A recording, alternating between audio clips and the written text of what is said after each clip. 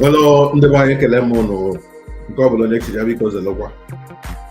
Ọ ga-amasị m iwere olu Igbo wee kwuo nke taa ụna ga na-etinyekwa oyibo n'ihi na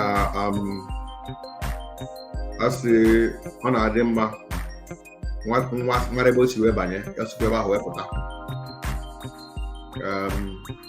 Ụnụ ga-echeta na ihe mere ala Igbo ji nwere ọnọdụ abụ n'ihi gịnị. Enwe ndị jikwa olu bekee wee laa ala Igbo n'iyi. So ihe ụka anyị na-asụ bekee ọgwazila anyị ka anyị sụwa ihe ọzọ maka ihe eji wee laa ala Igbo n'iyi kwa olu bekee. If you are just joining me, this is Jovika TV. We want to discuss ihe na-eme n'ala Igbo, demolition akarịgo. Ụfọdụ na-asị m na ọkwa m achọghị itinye ọnụ na ihe gbasara demolition. So I'm ready to put my mouth in demolition ongoing. Then I also want to discuss it vis-a-vis the constant, the 10 years brainwashing of Ndi Igbo. And we'll take it from there. Okay, in a way to move ahead in this particular conversation, I want to start with a word of prayer. Father, I thank you for today. I give praise to your name. Help me to stand at your word, speak your word, do the right thing, and let your name be glorified. Thank you, Father, for hearing me. For I pray in the mighty name of Jesus Christ. Amen. Okay, without taking much of your time, n'ikwu eziokwu ala Igbo bụ onye ọbụla hụrụ dị against IPOB, onye ahụrụ ala Igbo n'anya. Thank you. Good morning. God bless you. Achọkara ka anyị megoro x-ray go on achọrọ m ịjụ ajụ ndị niile join IPOB. Please, enwere ike ịgwa aka m what achievement how developed you are apart from ndị ji IPOB na-agbara ego na social media, ndị na-eme ego from propaganda and fake news na-eshare video ndị akpọrọ saboteur. Ndị ahụ bụ ndị na-eme ego out of few people. You that is not on social media, we page agbara ego, we YouTube video agbara ego. Apart from those people now, go on to go social media for these 10 years. I want to ask you, what is your achievement? I will need the answer in the comment section. But people are just simply watch one video now because they don't have anything to offer than to insult their generation. So I limited question got you at this program. Get last for 30 minutes. God helping me or myself. So what is your achievement? Anyway, I just left Ikenga's life now. Before me and double tap. I can't welcome you. Double tap. Name gift before I give Rose. Oh, God bless you. I am Stone. Thank you so much. Somebody you're getting gift already. Thank you. So I need gift before man can discuss. Ali Igbo has been brainwashed, has been set back. They had a demolition people in Igbo now. Majority of these people had demolished their property. I have approached them because they may permabaka na Igbo return law. Igbo Piatano Monolo. I say when Igbo, what Igbo get happen no. Think home. Where background, where another alternative of your property back home. Bob such working now making where big ababa. Oh yeah, Igbo rule. Man of America, name me pay. You don't expect me to come back a lot of wall, no. But all my investment and my gala and my roller and my zone property, can we for instance, okay, time with Femi, I would have uploaded the project I name, maybe the company I know Nimo State. This company now, I rent that location. That company now will produce about 4 different companies. I got toilet paper there. I got foam. I get a bottled water and pure water. Then I get a cassava mechanized processing industry because the place is too big. You know, I all the in function now. We will get water there. I get back to the point. I went a very big farm for cassava. We keep growing to that level. Again, when they get a chera inche, we take them to her or whatever is able to available. They're gonna chera incha. Each of them don't get an avalanche. They get an and they might have a bad year. Yeah, we wait or to bring work on people. This is what we are doing, and we are on the process. Yeah, I need more people to join us ka we can we mezalibo. Man of Cheju, as IPOB member, as individual, let me not talk about as a group. What have you gained by joining IPOB? So when I need it on the comment section. Or when they here, respect yourself. This is a critical question. If let me tell you, if he can convince me, because I believe him, what I don't know, if he convince me otherwise, I will apologize. Even join you, Mancho or man on neutral.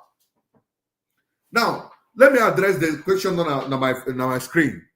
Can I read through here? Also, it is very unfortunate that a man I respect as a man of God will turn against Biafran / our leader, Mr. Jovika. Let me remind you, in case you forgot, Kanu never carry gun or seek before but flag under wood. Operation Python dance 1, 2, 3, 4 dance to buy him, but they accuse him of buying dozens of underwood Fulani by so many people. Okay, I've understood where he's going. Let me address this thing. No, he's trying to say that because I posted where Nandekano on March, is it September, June 20th, where Mazana Dekano gave order now Onyobala from Niawood, Siboya. That and you know publicly and I put back now Niawood, now Padun de Fulani, now I'm about to get with the Operation Python dance. My problem with you people, but Uno, they were a Yobola Uno Chori, but Yobala Baruno, Uno were hook, line, and sinker. But Nandekon Obakuruno meeting Yana before they were fall out. He will not discuss those things. Sometimes here you go and make investigation. So Nnamdi and Nyawodo had a meeting. As an Igbo development, I say as an Igbo. See, they made them man. But let's achieve our political support from federal government. So we don't do anything to destabilize the federal. Don't remember, if they come for you, I will not protect you. I will answer up my hand because I can't fight the system. I know about the name for now. Then, among other things, I had discussed which the man advice. He refused. Among going to some other thing, I won't discuss some other thing here because and what have clear authority to share them. So after I discussed due to that, if these people come for you, I will not defend you. But in a snub now to send the Operation Python that this is the way Otaka mgbe kidnap Nnamdi Kanu ụfọdụ n'ime unu ka na-edekweti tomorrow non dey DOS ụfọdụ ka na-ekwukwe na ọma na DOS na-arụkọ ndị nke autopilot up to now mana Chike eji m nọmba onye nke m ji nọmba ya Chike onye nke nọ Kuwait because somebody dere m ya onye nke nọ Kuwait eji nọmba ya but I've never spoken with him one day oya Chike dozie nke ya wo Chinasa Nworu nke nọ Kuwait because help me remind me mama onye ha abụọ na-agba ujumanya I don't have his number that guy not Kuwait I can't get with number because everybody nwere issue man na all his boys so I wanted to call him say Biko we don't want this trouble so somebody gave me his number so I've not been able to speak with him I've not that's the person man I remember accused today na mona idiot s na aro I'm not everywhere. So that's the one way accused. I remember accused today. I'm working for the Fulani. Muasi can happen Igbo show why in Alibo is working for Fulani. Or one in Igbo. It is not Mandibo. Or one and a Fulani Abanezoku. So that the money no one get Bukula Mandegi. Canadian are working for Fulani. Problem Unane Kuru dying, may reasoning. Now, this man discussed with Nnamdi. When he finished discussing with him, any advice. All my he's a perfect man. Now, when that happened, The army on their own. In a Kudina or Nandu, you don't need to invite the army because of when you are doing anything to separate Nigeria. Sunday Igbo, Aunde Yoruba mere Sunday Igbo, Nami invite Kagabo Sunday Igbo, Kame attack. Hey, woman and no matter, no lawyer. On day you invite. By the time in a Kwoku Biafra, you are inviting the army. That is 100% correct. When I wanted to start this organization, many of them were Biafra Siabiko. Let us avoid any activities of Biafra, because one thing I know about Biafra, iku hala bia before getting kufra akaga wala one akaga ba wala ufu. Master Biko, let us avoid it. But you need to start the organization. How you get juju? Help check it all run. Biafra. That is why in our platform, I don't like us to post anything Biafra except the platform I create and about social. So I can't, because of our every child to develop a label, then I may Biafra me wenke ha. Frankly speaking, about the opinion, the agitation continue. Because I was still thinking, actually with Talibo, no Besuku. But until this time around, Matan Hiarina was scam. No single plan to help Nibo. Okay, can I help him here, Libo? Go on as a Boko, sorry, as IPOB member. What did you get from IPOB? Emana onye Boko Haram, onye the bandit na again something by Gumi. We plan whether he go bujere and they protect her. They discuss dialogue with them. Why wouldn't they join criminality? Why would they go and work each other? Go and work if that is fighting for the IPOB. Can you when IPOB look at the reward for all your struggle? They didn't need a good hammer. They didn't have a for but they didn't try to online. Has IPOB rewarded you? Many people born on abroad because of Hanan Hajan and Boko Haram. I know many of them have operated in Saudi Arabia. Bunde bandit in the Boko Haram. And I have scholarship in the government in the Nugu. From Igbo, they were abroad. Oh, yeah, they so in our Nugu naked now, Hamaraga reward. Go and work in any Arabic. Can development not good to receive. Okay, no, una atros homuno. Una love homuno. Ana abako homuno. Kedonya, and my watch, mgbe were a wedding. He can't go just saying it on his life. And I told her, and what the man know that's now, yeah, can't open the IPOB because can support all of you in a special way. Nothing of that nature. Nothing. I got to be no matter saying now this particular Motambuna, that IPOB good Jeremiah, because of all my suffering and services to them. I'm working all in IPOB, he gave me IPOB, not in IPOB Gemenegi. Fine and good. But onye habu onye ndunu or give you a giving me all you happy you'll be game. Apart from Uchemefo, now 2 few other people. To get something that the millions of dollars more I go and Atota. Uchemefo was being paid $4,000. Oh my chopper go no matter. All the connectors of all the states. Some of them I'm with a case in Norosanta, Mama onye cannot Germany. Only I'm with a problem. Don't make them Biafra. Oh, with a problem at shop here. Even was too, but they going out to all get for me to pay the money. Somebody, even the executive of IPOB say, Mazi, because I support to Kennedy this guy. Now I don't know with a problem at shop. And they're going out to try to him on that summit here. Ask Maz out there, maybe they know and does not talk. Now here I will volunteer. Here I will volunteer. An organization that cannot see how to can build your level. The government on this particular organization that is not making any movement. How that person got really happy with the society. You just make them to be angry with the society. Now, you know, slow Nigeria, they want to culture. Nigeria, they want to job. Fine and good. Why won't you fight against Nigeria? You are getting a boa. Never was someone negating the hand on the one you begin. Mother, only that's only go the zoo. Only we begin all zoo, more zoo. Because I don't know any so brave. I don't know how to get go. Kiga na we brave na them mother. Ma one zoo. Only bo zoo. Yeah, with 10 years of brainwashing.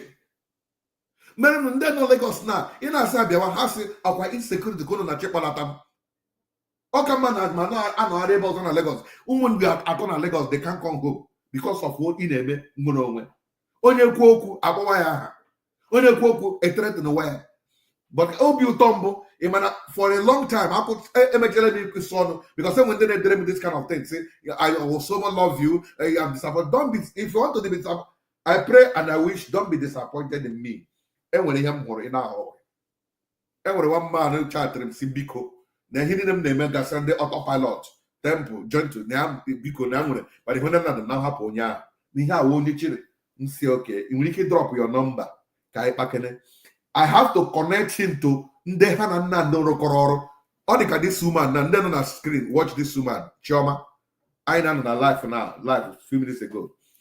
So if you watch it, Onya now with Chioma, I will soon host her in my channel. Okay, busy with so many things. More Robert, okay, Onya, the first anyone, Nandekano. Some of you don't know. Onya got all this, anything here now. I don't want to preempt you, but look at our picture. Yeah, right up here now, excellent. Oh yeah, there is 10 years of brainwashing of Ali Igbo. We must put hands together to fight this particular stupidity. Because you are not, they lose whatever I know. And then some of the brokers. All my hand where I make brokers about church, she knows them. All can be revealed right here. And I go on a radio, and then me husband also. The lady when it's in a conscience and they blame here, they are got one kitty. Here I continue now that she need to voice out. So I got these people, they got inside. When I hear them inside, ma but I gave a kissing disappointed me, may already hear no. Now let me address the question someone said, Nana the can book before. Yes. Recently, in the Israel and the Syria, but Syria called this country. Israel with a problem with this area. Donald Trump has said, don't retaliate as Israel bomb that particular, or is it that's in country now, Israel bomb. Now, my comment section now, TikTok, they're locked up. I don't know how I can manage it to handle it because somebody need to help me. I don't know what I said. My comment section locked up, but I need to unlock it. Sorry. But those of you who are Facebook or YouTube, please help me. And when a country had Israel now log, let us have a dialogue. Only can join in my life was this is the only thing they are known for. Let me display your name. How foolish you are. Again, during your question, can you read the good IPOB? That is how they are. That is the way they are trained.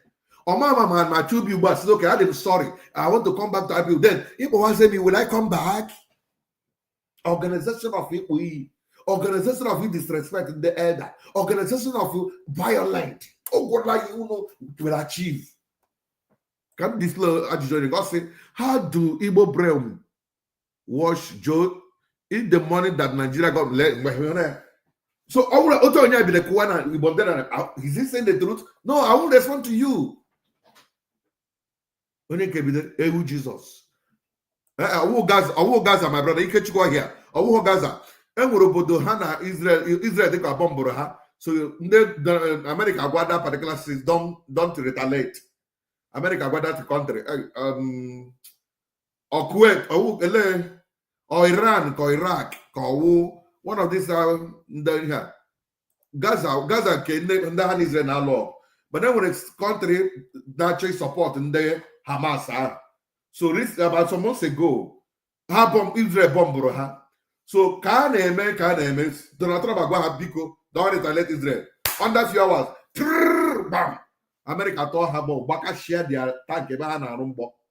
The Amorim. Baka share had that country. Is it Kuwait or Afghanistan or one of these particular places in that.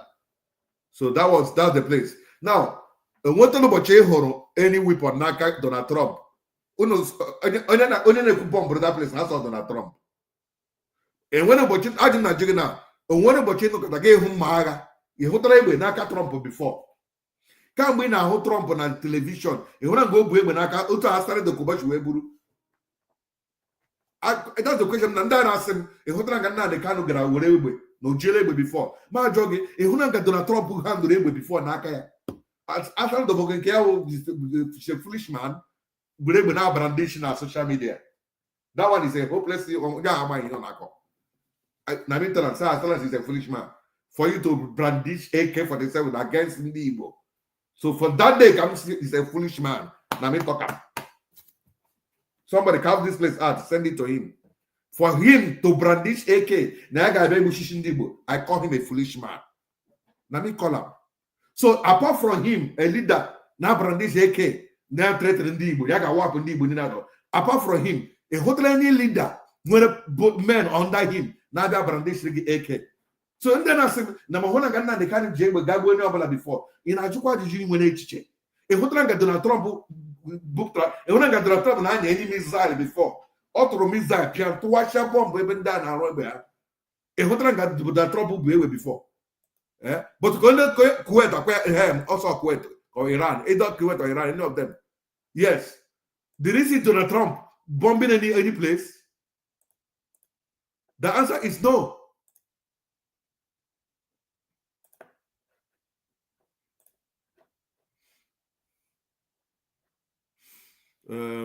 Okay. The answer is no. Manakonya bomb that place. Oh, Donald Trump.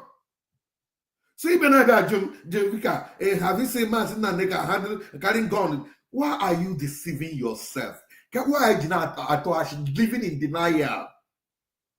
This is somebody senior there. Anywhere you see Nyangodo, stone him. He said it. For that season of AI, I'm not life Mokuria. I'm life Mokuria. So let me tell you, only second and not the Mazin Nadekuya. Onyahu either Onya na Atuashi or Onya just started following him about Abo Graga. On and those they follow. Sometimes go inside, go Maroyan Madabo. This lady now, Choma, knows him. Now, many of you join in this group without even knowing what is happening inside. I'm a member too, and a small thing in them because I am not an oath taking member. I'm going on the oath. Okay, time will fail me to read out the oath to add a minute. These people. They cannot see the truth and say it. That oath, towards the end of it, they sent it to me. Say, oath. If it's a globe abia, and I am too big for that Ibrahim. I can't do that. Bible not online. But every time I go on the mother day, I say when I hear gata, we have people and I babushiko every day. Yeah, brainwashing. Oh, brainwashing again. No more give who go give confront on dami. Give AK, give compassion. First, only we AK. If not for Mbredeng, is it possible a trained soldier? Do you know what it takes to go to training? Moi was into the military. Not the little Moi no I am as executive guy, a big boy. So I got to that rigorous training. But the little training, and when I got 18 years wire boss, I got crawl under it. Give me stay with Yazugelu.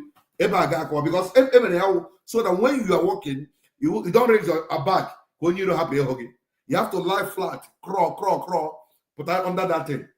Very low something. So even if you take a billet, Ogun on the thing I caught organ. Yeah, I'll try the money I got through. Sometimes I tie a rope, give you a cross on the other side. Person will go through all this training. Buru AK. Go on the judge, I just give you here, guess where old to. Biafra, we come. Give one have give face here. Because of getting you have been brainwashed. Family their family members. Honestly, don't go and confront them. Because I see you saboteur. Now, have you ever seen him go any weapon before? Does he need to carry weapon? Or goes to go blue weapon? The answer is no. He doesn't need to carry any weapon. All he needs to do is to give a command. Jesus Christ, when he was in the earthly ministry, a centurion man came to him. Said, na nwa nwoke na aya ahụ biko achọrọ m ka ikpere ekpere ya si okay na dị busy I will come and pray for him ọ sị nna ekwu onye ka m bụ na gụnwa ga-abịakwute n'ụlọ m awụ m onye na awụ m onye amị na ana m enye ọda ndị m ngama ga-akarịa the order na nna asị gị biko na gị nye ọda na okwu ọnụ gị ihe ga-emewe Now, during Lekki, okay, let me ask you, Donald Trump went very far. Ono horo EndSARS protests. During EndSARS protests, kedu ihe mere Nnamdi Kanu ji wee kpọọ oku sị ga-agba hotel Tinubu ọkụ? Because o nyere ọda ọ support ga Buhari, ha ebido na-egbu ụmụaka na-eme protest. Ụmụaka ji only flag. Now, tomorrow, somebody will ask him, Tinubu ji egbe. Tinubu ji egbe. Hope was the monos one able mother. Come on, watch hope was. Have I ever seen a woman Ebenaka before? I couldn't swan a week Buru na Obibo.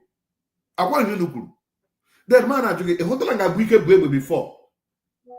So yeah, Jovika, have you seen that the kind of holding any ammunition before? I have never seen him, but he has been giving all that. Okay, okay, let me play that video. So time will fail me. Let me leave it maybe next time. Young man with the Robachan, that's what I can't get about Dr. Chike Akonyele. Now, on that man, they are one of the only women we were. What kind of have children of Buloku, or not have fight to no, or not our own way flave. I thought I woke him at a babu. So one of the boys at the camp there. Everybody go. Now, me, Mba had name Biafra before the kidnapping. But somebody empowered them. That brings me to recent video, Governor Zokumene. There is a lot of Ezokunia who can a woman pass man. Oye dibia mama. Government will be I will not because of no government in Merea, my government. I condemn Remember with a dinner no Makoshi in the name of ESN. All your costs are insecurity and a libota. Munukwe. Now, a woman pass man who will need to be an day Yahoo, every game with Bunye. Can we, and the over in a normal pump action, AK Kenya with a double magazine. I did I got not get that particular AK. Can it be recovered? Just like the way I was asking question. Here, you know, my Bunye Hembe, I got not here. This is how this is. So now man on your order, cigar to worry okute. On your post to ya wakuri mbaha. Akwa ma Chineke gozegi our another savior. Oh ma Chineke. Ya wakuri ya nwa Chineke for saying it. Mu post to ya na abruze mu ekwensu. Wonu nwa janjaweed. Mu abruze onya Hausa for posting here somebody cool. Then I have this to tell you. Let me post this thing here. The TikTok going to hear the voice. You will not see the video. Let me post one of my comments recently. I discovered that each time I post the voice, the video, some of the videos of Nnamdi Kanu, some of you get angry and want to buy me, and I want to ask why. That means you are not comfortable with your past. Let me tell you, brother, if you are not comfortable with your past, then correct your future. How do you correct your future? Admit your past. Don't deny. Don't live in denial. Accept your past was wrong. Apologize and correct your future. It's a simple logic. It's a simple advice. You don't want to know whenever somebody remind you of your past. You feel like you are just like, you want to buy somebody. It's not done. It's there. So that is what, if you don't want to have a bad pass, then watch before you say anything. Correct? Make sure you don't commit. If you commit, we will bring it up. As we bring your good side, we also bring your bad side. So threatening me because I'm bringing the past of Nnamdi Kanu cannot stop me. I will still, but if it today comes up to accept the past, apologize, and start to amend the future, you will have my applaud. So if you are not comfortable with your past, then be ready to correct your future. You can't tell me that you are still in the past.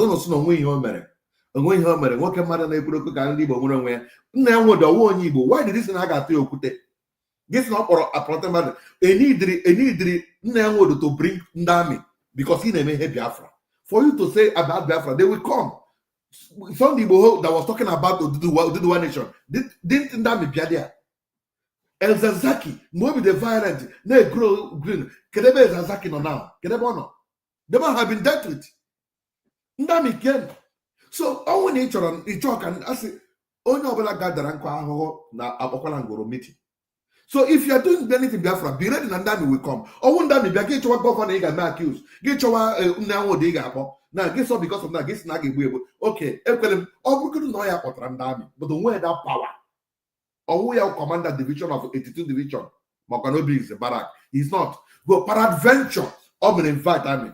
Who is Nnamdi Kanu to issue him to die? Nnamdi Kanu only judge to judge somebody by hanging, by stoning? Is he a judge? Who elected him to be the leader of Ndibo Nine? And then Nnaodo was elected. Whether they are doing well or not, that is their business. Let God be the judge. So Nnamdi Kanu just declined to be stoned. Oh, you justify it. Oh, but Randami. So they on where I was saying Nnamdi Kanu a judge here, stone on here. Who is he to do that? Jungle justice. Aina Bamba. The politician the politician are mad make mistake, zero coco, zero plantain, apotatoyo kute. I cannot condemn and he had jungle justice. Man, what is it not jungle justice? Can declare on nine wood? Guy wouldn't up or open arrow, I agree. But you know jungle justice to save all the can tell you kute. Honestly, not the wrong. I saboteur. In an agego galiego. Eba boogie one day. Eba nara boogie. Come on, stop talking rubbish. I don't know the brainwashing of 10 years. Madu take return na radio na rant. We get to drop the brain of the youth. Lie. Let me play the second video before I round up. Let me play the second video minute today. One of the way I gauge they change the narrative in the IPOB creatory for more than 10 years. Go on Ogi Anyagi Mepegoro. That is no longer brainwash. If you are single and you still want to marry, please. Nime test na get test. Test kwa monyaho. Obu IPOB nation. Obu Biafra spirit nation. We need to deal with the spirit of Biafra. Spirit of Biafra or spirit of Nebu Madu. Starting from the time of Mazi Nakojuku of blessed memory. Starting from that time. Yeah, the declared nation. And we no declaration he has declared on. And a bubu Igbo bubu 1945, 1960, I am aware. Think I'm not. I don't go me. I'm with my way. Now, I didn't against for you to fight to protect your people. Then he felt, and Juku that did that, a military man. He was the governor in the south, the eastern region. He was in a political position. He has every right to decide and declare. He declared it. It was honored. That is how Biafra came into 1967. Now, but the whole thing she would turn on a one day but Ojukwu Lota come back say there's no need for war again.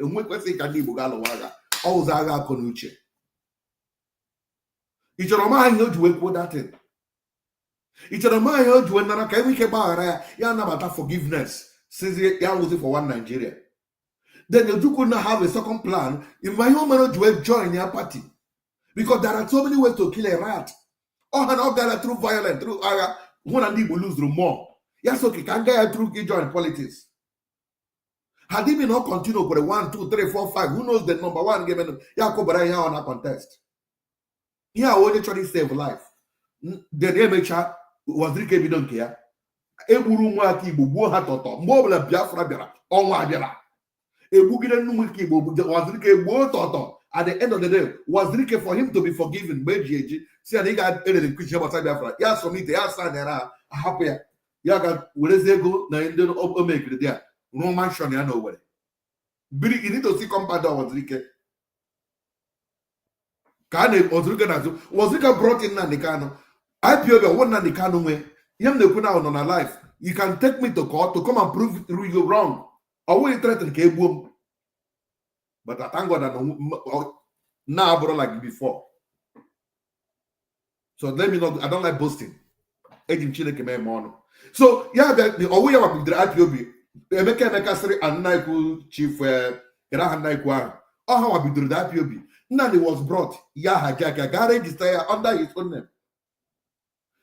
Radio Biafra London. Sponsor was Rike brought him because rotary prowess. He speaks well. Now they come and broadcast.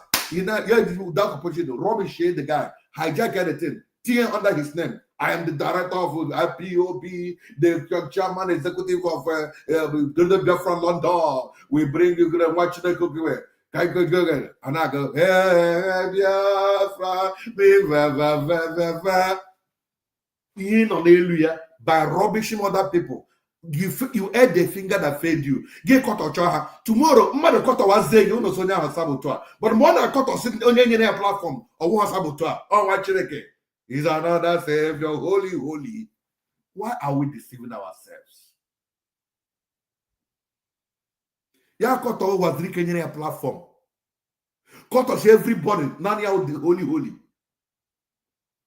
Or we have been the IPOB, or we have been the Radio Biafra, even ESN. I know from Yawa. He was informed. Yeah, hijack. God John Adjo, sometimes make inquiry. Why are they not in our phone? What is happening behind the scene? Why? Why is he quarreling with everybody in very close?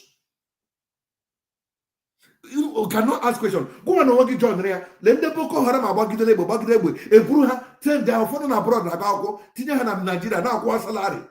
No user, they are making them living better. Go and work in Rapia with Bana Wewe, in on him, and they use apart from Jen to her, Ndeja will go to Kaulo. A freedom fighter, on our hotel here. Some of them. Munyaham, I'm a Cheba Munyahano. The little I told him Mundaka Adocha. And we will not buy them. So apart from them, YouTube and Facebook we got Hanka. Sabia afraid of bro. Emegene ebe Biafra Biafra. I get big Biafra Biafra. Go kill you and Biafra Biafra. I get boogie Biafra Biafra. Udonye different. This boy and I go boogie this boy. Ogula goof for cigar horn and when I'm my uncle.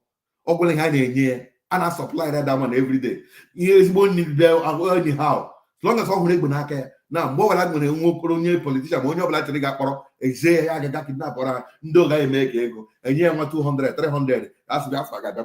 Just because a woman is only each other king immunity. Make sure not Biafra a happy. You're brainwashing. Now, Kangwazunu, the letters now, Hamegas now. Kangwazunu, to Sarami Hunya. Kangwazu, the letters no planning. I know Hunu. Mewenia.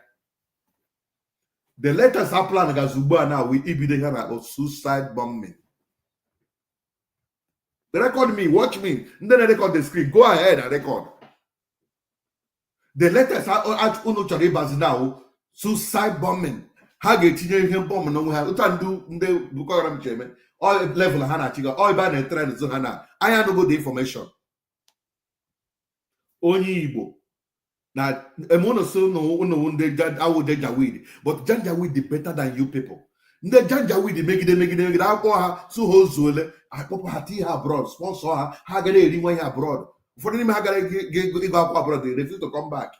Ndegara London, Ndegara Saudi Arabia, Ndegara Basile, the Contra. We have the information. I know Chaya, Hagada survivor. They go and Ogina, Yana Chitra is Ginau, Iburumbo, give Putanga Gadra and Nibono. Give God put on it. I said, that's on this in the Afragabia. All level and the trend is there now. I go on one, my apology to Bona de Kuto Batra IPOB. Some of you joined the IPOB when Obioma because I won't hardly the bad. But you guys are not inside. You might get inside. For instance, come join the IPOB not here now. Unomo Imonia way more powerful. Come to Igbo Wing Kebe Zoko, Emonia Imbo more powerful. About the spokesperson IPOB. Emmanuel Otunana de Kano. Do you know? Some of you don't know this thing. Emmanuel Kano in our back here. Emmanuel when another name one as another account. Ima powerful no so body do to. Manuel na afari beko. If I not educate police, I got escort sometime. In Abuja, oh yeah, we my powerful, first to the IPOB. Oh yeah, my powerful. Nandi, one Nandi can arrest. The lawyer, leading counsel. Some of you don't know, but yeah, if you do an industry, only no money, no fair. Who does that? One nigga who's spokesperson, go out with the supreme leader. As a supreme leader, go out in charge of money. Go out in charge of his spokesperson. Go out with the commander general, the command and control. Here in a Goma. What is happening today as you went security? As soon as he was arrested, everything here, nobody to control. Someone are now pested on that. Well, yeah, because someone with a nice structure, immediately after somebody is there to manage the situation. But all this thing in the yawa, it's an ego yawa. Even in the yawa, and there is ego now. Imaneko not dump on some bank because he's not there to come and sign it. Those money on a different country. And some of you now because a new account. Because one muribo. Kai what no one in Soko. Can happen in the I don't know. They Germany different account, different branches, different offices. You had your name can wait another account. Because they got the locked up. Now the kind is not there to come and endorse. Can go put that. And they raise new money. You lose your mother, your father. The IPOB about everyone in a big way. Can you just tell me? I will apologize. Not through IPOB because you pop again with the daughter. None of that is enjoying himself. Nigga, hold that many behind. Many of them dead for 6. All room why I need that name blogger. Check it there. Many of the man on a day. Or how an actually had the Hanasa. Ndeke woke even how one day just a connected family man when listening. Ne cool down no here. Actually cool down talk on. Can you people stop this rubbish? Bikonu. I'm disappointed in you. If they appointed in me, when you have been appointed in me, what did I gain? Now I'm not telling you, he don't go and give all the cabo working mother. He will get it or go and Chineko Alibo.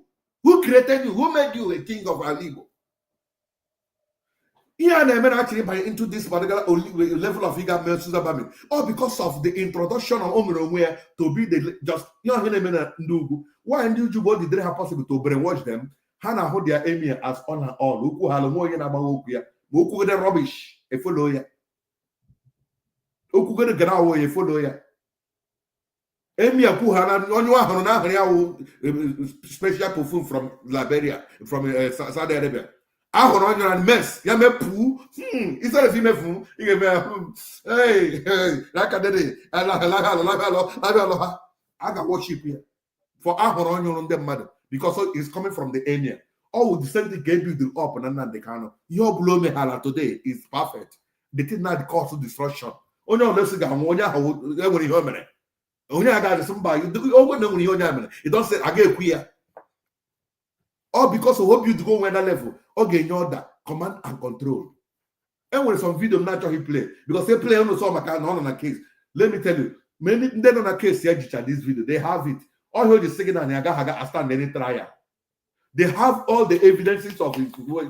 I won't can play the here cage at Georgia. It doesn't make now someone don't yourself. I won't can play someone that I'm on I won't die in the video diamond cage where my eBay. Then they take the matter to him. They sent it to the authorities. How we have voice note here, conversation. No jibo how may interpret, confirm where Georgia. How much the evidence overwhelming. And sometimes only 6 years. So, they play video no soya. So, in conclusion, Igbo, Bikon, Alibo Sogoi. Let us carry open our cave unofe. Onwe Biafra na Biano. Onwe Biafra na Biano. Onwe Puno Sigabwe. Or not because he can't tell me Biafra na Bia. Ya will buy in a bush, I need bone wine and you Biafra. For what? And when a story, this guy called I this and that. And when you can confront or gentle. Let me tell you this story and I'll run down. Maybe in then on TikTok, I can bring you in. But I don't need to stay too long. I have another engagement in the next 2 hours, thereabouts. So somebody's gentle, say Biko. No, the game man notation for Igbo. according to the person, and I believe him, the person cannot start lying. Gentle say, well, public na ọ bụrụ na a ga-agbaghara Nnamdi Kanu, a ga-agbagharakwa ha the same time. Na ya chọọ ka ihe mere na during the time of ka ahụ ya Wazirike mee hawa. Na during Wazirike ga-anara receive pardon, biri na Owerri, biri na mansion. The ụmụ nga niile ụfọdụ n'ime ha nọ ka na wanted list, ụfọdụ atụgbara ha mkpọrọ, ụfọdụ nọ na-ata ahụ ya na onye agbaghara bụrụ Wazirike, because those people were not known. They were hiding under so many fake names, hiding under so many things. So they can't forgive onye Hanama. But the Wazirike and Abata Bahara and amnesty. Yeah, there was the name agreeing with freedom everywhere. You actually join in a Japanese, you join here. You actually join here. It's secret on the here. So now in case of now, I want to go about the kind of like it was a man who was Wazirike. So that guy's why how I know how that neighborhood about Kota Hancha, Hanu Wazirike. You know the voice of gentle the Yahoo. Yeah, he already with impunity. Okay, gone. Yeah, but the camera. Ta. Yeah, camera no rebel. So that we got about Unisha Bidorea, Nagabara Kotea. This is what he said. So Kino Huyamreji Bugumu Mad. And I call for an Alibo na so barabara. The more about Simba, enough is enough. More will saboteur. Obiton with Chineke Macaroni Obola. Organization baro Igbo mmadụ ebubo agwụla ihe ha ji eri. Gị na ha nwee secret deal, it didn't go through. The next time we bịa were ebubo nye gị. For how long will you continue with this kind of life? Now, back conclusion, demolition in Igbo. One of them was demolition na Toronto. Kene we mi webu mmadụ nọ n'ụlọ ya, property ya ka nọ n'ụlọ. Ogo na ọrụ nọ in legal place. Gị shop ndị Igbo nọ na the goods nọ na shop. And I bet demolition. That is inhumanity.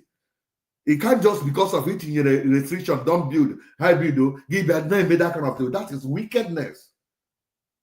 The same thing that demolition I be and Alibo. So I go because of one men and Lagos, mark on them and Lagos, support on Calibo. But among the details in Cameron and Toronto. Among the details in Cameron and some place in Alibo. I will forget the details. I'm going to make a video, condemn anybody involved. We need development or we need demolish.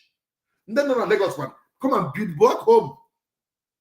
In when Lagos when no all the demolition came and give Brugos to give no before you know about he gave them more customer. Ota Kohan no. Chineke gozi ala Igbo. Ọ bụrụ na ị mara ihe ndị m gwara gị here na bụrụ eziokwu nwanne cool down lebere onwe gị anya si kere ihe m ga-eno na this IPOB onye na-eme the whole money agwala ndị isi abụ Nnamdi Kanu na ndị few mana mmadụ nwụọ na a ga-atụrụ ya ego ma ọ na chọrọ ya ga-atụrụ ego eji eli ya ma eji eli the person ego enwere na akpa before we can never come out ụlọ mama enwe onye IPOB nwụọ enwere billions of dollars you can't talk about it or at all new money enwe onye ụlọ nwere problem a ga-aga case at donate ego fundraising but enwere ego na account somewhere who is in charge of that money where is the money iko nso anọ n'ụtụrụ ego eji eli iko nso but God check it because they don't better the family console. How is the one console? How is he? That where now IPO because they for one year and where yeah may have life had it too comfortable. Even so die like almost like a hero. Who is taking care of them? Nobody. And when mistake go to governor made mistake, God grant amnesty, go house all John and the zoo. I have I don't know somebody got rice. Go put on my sendere. Because so far got rice, I got with the family.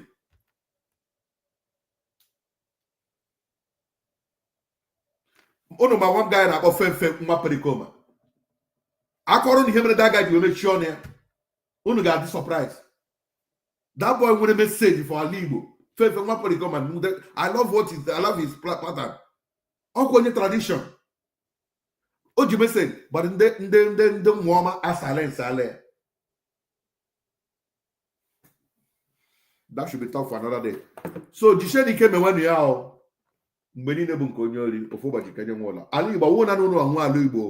You cannot use Alibo, who Biafra land. It's Alibo. Adam happened down as you cannot come to Biafra land. I will never come to Biafra land. I will come to Alibo. Always all go and one Igbo Karamoa. Come meet that I meet you. But I'm going to come 1 year. Otam no mamma Igbo no telling just we don't go to give babum. But how wish me believe.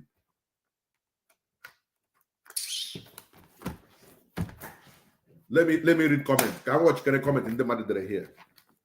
Let me just read before I go. Are you sure that this idiot is an Igbo blood? Can you display your name? I will be displaying your name. All of you, their comment, unless you delete it, I will display it. No matter how foolish you are. Also, are you sure this idiot is an Igbo blood? 10 million of your type cannot stop the movement. No problem. But how did you come here? I can't stop the movement because when you cannot stop your what have you gained since you joined the struggle? How you develop? Very dark man. I'm against him. You're not fighting the Igbo billionaire. But at the same time, this young man, Nigeria is not working. He's trying to bring a change. That is what he used the money, the little money, they are transparent all day. Account in the RPOB. You as a coordinator of RPOB, do you know how much is on account? Do you know that? But more now, I'm a make on account of a very dark man. Transparency. Go and up on me, love Ronibo. You might call on account to morning at ego. Do you know how much you have gathered so far? Then, what have you done with it? Only go free the sink a borehole. All run offices, they ban again help them to recover debt. Helping the society. Now, organization according to him, he will take them cheaper. Can you tell me one good thing RPOB medically apart from violence through IESN and not yet? I'm with a company, and with a company I have Aurora in Alibo to show us the standard how the Biafra is going to look like. The power under the canon is the power like a power of chairman and the governor, South, because the Alibo in the culture leader. What can you my house? And with a golden guinea, Nana Haror, and with a butter shoe, Nana Haror, and with a ceramic industry. Like when in Calago in cement, so many countries. I go in and down with the Omoloto Shue, the Roger, so we will go to Noro before the Biafra idea. Come on, then when you on a plan, come on, I get where they go. No matter baby, Sunya Hakeke, Gababin Saloon, kind of a babin, a where with Yanaka, Umake, with Thomas against Women and Dibo. Give away with your mother no salary, no money. So on him wire. Only quay when you're guessing Namonibo. Go a Igbo blood not getting me. So be it to you. Let me check another comment. I'm a good comment too. I'm not moved by your comment. You look responsible for this bingo mindset that you have. Okay, bingo. You are a blessing to us. Thank you. A blessing. Thank you, brother. Right on, sir. Thank you. Oh, and when they commented in my here. May God bless you people. Then can't do anything. Those either destroy our Igbo land. Brother, don't mind that. Okay. Now, many of my people not here. Chineke Gozunu. Here how simple something. I am energy for 10 good years. Where have we achieved? Nothing. People now cannot comfortably go home. In my many some people now, some of our friends, not UK, Hana Christmas every year. But the guys, he can't be how many years now? Yeah, like Christmas, Lagos gonna hang. Only got the Lagos, y'all hang again as Asaba. Or they go allow Ulon there.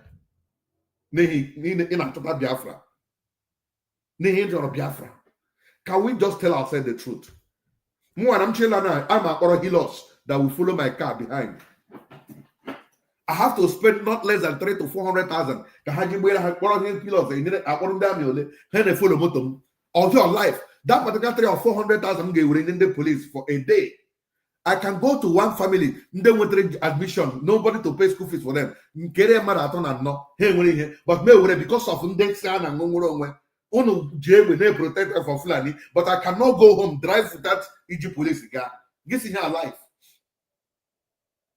Huh? I cannot go home without the guy. More, I don't call police up. I don't keep running my own car because everybody is a suspect.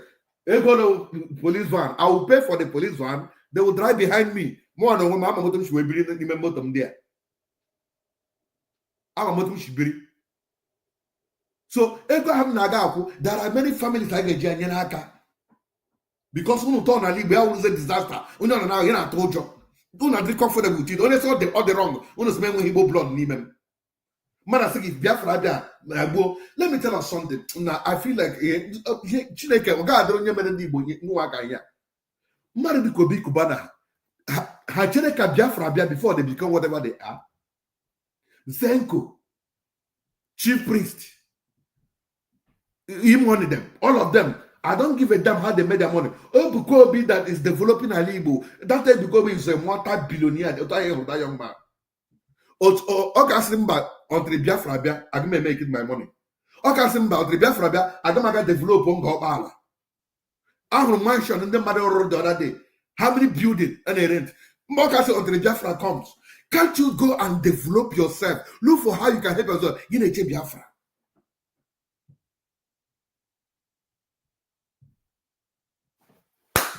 No, wow. Brother, those okay. So, good comment today. Now, thank God for this today broadcast. So many. Are you sure? Okay, that we call it bingo bingo test. Exactly, my brother. Bingo test. You are wasting your time explaining, but it's okay. Keep it up. Okay, thank you, my brother. Funny. Okay, honestly, now before you want to marry, make a bingo test. And I agree with you. That's your language in Ikenga. Bingo test. Also, when you want to marry, make a bingo test. Because they will want kind this mentality. What I claim about the Gaga in Nigeria, Gaga make traditional wedding with somebody who connect the harbor. Lot of Nigeria here. Due to maybe Onya Mama, maybe Onya Hogwarts, the Bashan, now they judge you, it will saboteur. Or the Gonya Hojoria, chai. I hope you're not following me to somebody be pictured now they can started following me. God bless you for following me. Maybe you cannot, but I'm not Chinekema. They cannot put that. Let me repeat it before I go. They cannot put that through his spokesperson, more powerful, which is the younger brother. See, because right on the Buga, and when you're on the danger, because now Madecambo, I'm sorry. I will support him that they can. I will be his best friend. Because he can't tell me that in your order, a woman my relative no na military. In your order, I got one kochuku, no see toka. Today na umaka have orphan, mahamwala. Osmo with their father now. I'm there to represent them as a father. Boy, every them nature show to me, I'm thinking how to raise money. Umaka gas school. In the years I got boya. In your order, I bore many people. Then your sister will not gonna police, so you go uniform. A boy here. Only you not judge that. Or see anybody on uniform boy. Why you move the sister? Then enjoy why you move the sister. Guess no where he go blood. Mbody basse. More than say ebule mado. Oh, more body basse. Oh, this guy with the uniform. Now let me ask you. Hi, Chineke be cool now. Well, we are not going to relent. I get make it here. You want to name that high now flash picture and I get away with no problem. Of violent. It's not good abroad. Let me not leak this secret. I'm going to now publishing my picture, my name, now I'm saboteur. I have accepted it. I'm saboteur 100%. I'm saboteur 100%. But one day, I'll give you somebody set an example. Because we must correct this wrong impression. Man, I got get on Asaba, get on a Lagos, get divert, I go up at Gazo. You got a lot of alone again because of either Iwaragande, they have freedom also. What kind of wickedness is that? Get I told you, like again, I have to spend money on healers to follow me. How long can this kind of thing start? Well, then I won't give to them. Now, as I talk to them with a voice to somebody tell them, on like 90,000 naira. Can when we can join a school? Can I acceptance fee? That kind of money, I'm going with a 2 and 3, 4 for catching the police. Can we get Igbo? If I don't want to pay it, then I will only remain somewhere.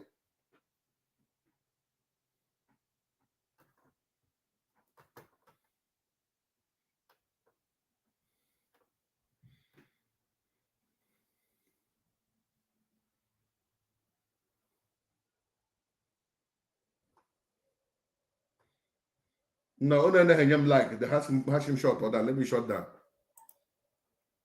So that is the problem. So because this particular method that go this scam business, sir. Go can I stop here try another format? One in the scam with this particular thing. This particular Biafra something. Go. Let's look for another pattern. Thank you.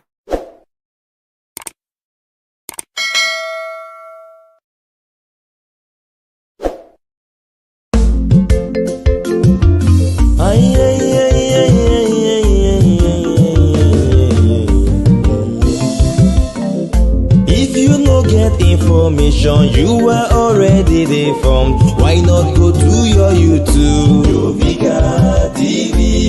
You want come for Facebook? Jovika TV. Instagram and Twitter. Jovika TV. Abi you want come for TikTok? Jovika TV. Abi na WhatsApp you want come? Jovika TV.